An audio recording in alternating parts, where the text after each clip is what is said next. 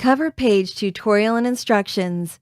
A cover page for a business plan provides information about the business, such as name of the company and contact information.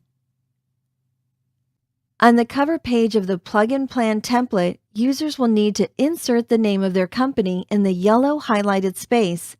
Also, on the cover page are some blue highlighted spaces where they will want to enter contact information. The template comes with spaces for name, email, and phone, and users are welcome to add address if they would like. Users may also want to paste their logo, if they have one, onto the cover page.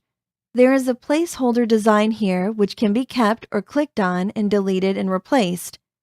Users of the template can add several different cover page designs by clicking on the Insert tab on the top of the Microsoft Word menu. Once there, to the far left will be the cover page option.